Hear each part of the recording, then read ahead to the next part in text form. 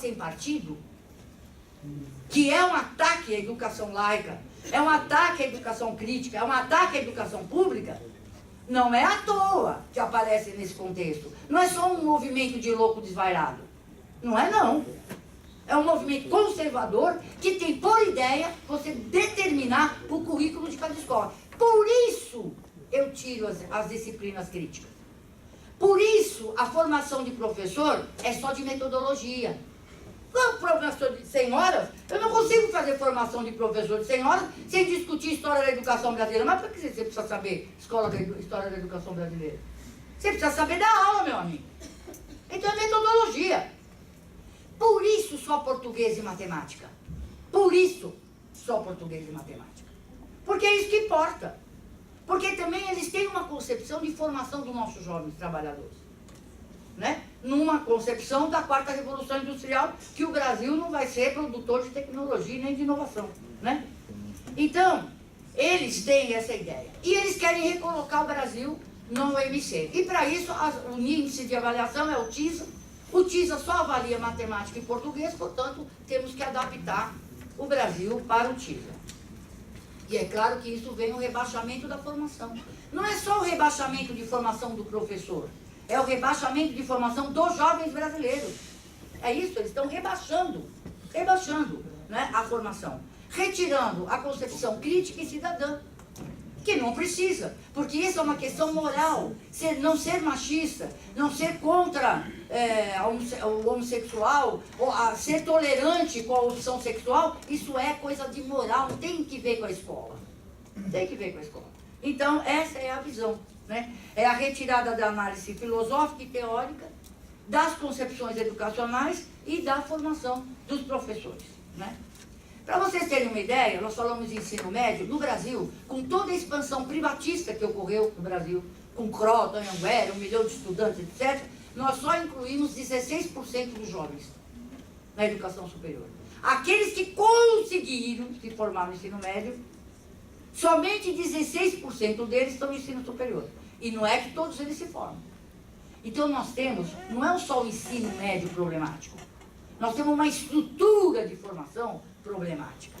Discutir o ensino médio sem discutir essa estrutura é fazer o jogo, né, de interesse que não é o interesse da educação.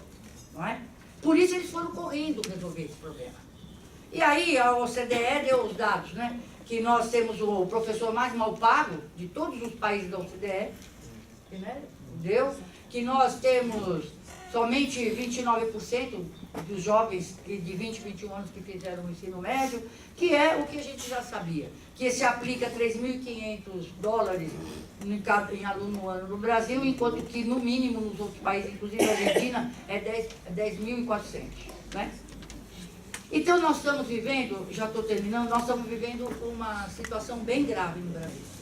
Eles também têm uma disputa no campo ideológico, por isso que eles criminalizam os movimentos sociais, né? Então eles criminalizam.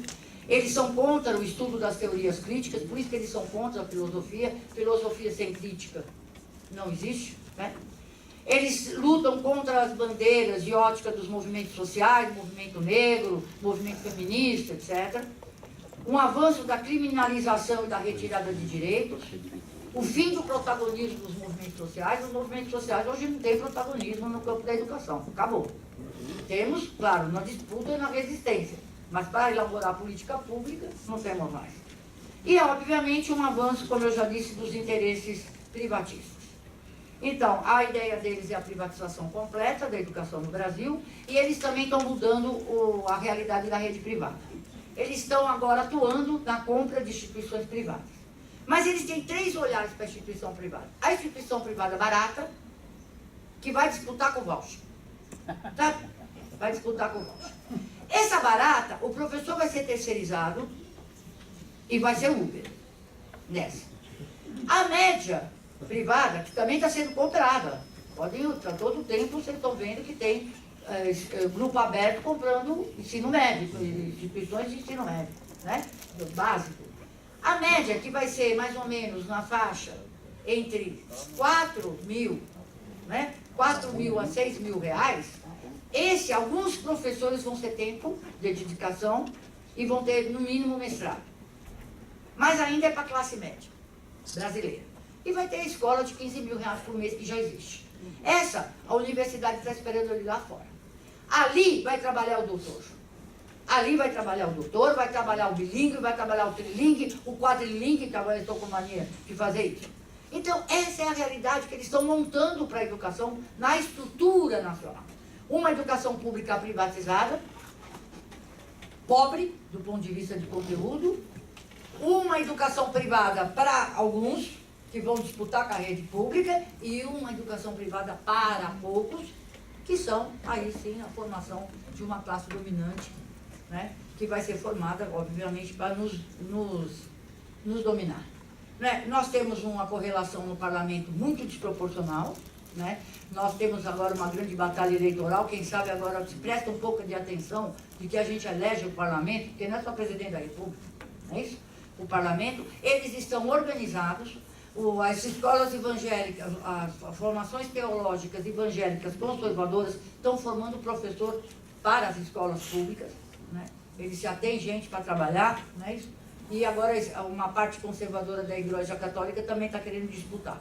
Em vez de disputar o que é bom, disputa o que é ruim. De qualquer jeito, a reforma do ensino médio é isso.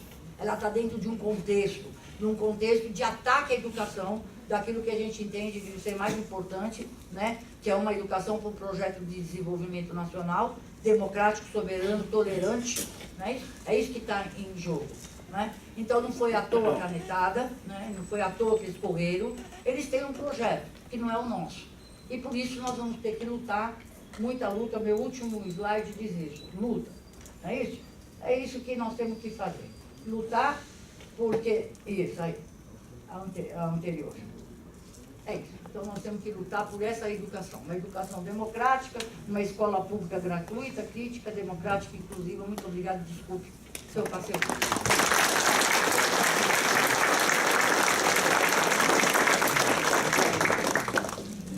Esses slides eu fico à disposição de vocês, se vocês quiserem depois copiar.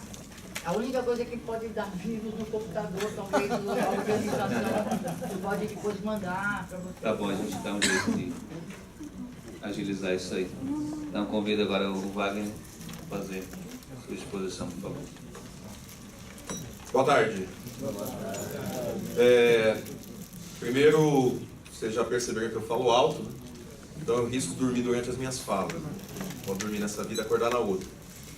Eu vou tentar ser breve aqui. Algumas coisas que eu ia destacar já foram faladas, né? Então, vou me apresentar. Eu sou o professor Wagner, sou professor da rede estadual, sou supervisor de ensino efetivo também, sou professor de filosofia, né? Obviamente. O meu doutorado em educação está sobre ensino de filosofia, mas pautado nas políticas públicas, né? E é um pouco do que eu vou tentar discutir aqui com vocês. Eu vou pautar minha fala em 3 pontos. O primeiro é a gente tentar entender o que é este programa de reformas, né?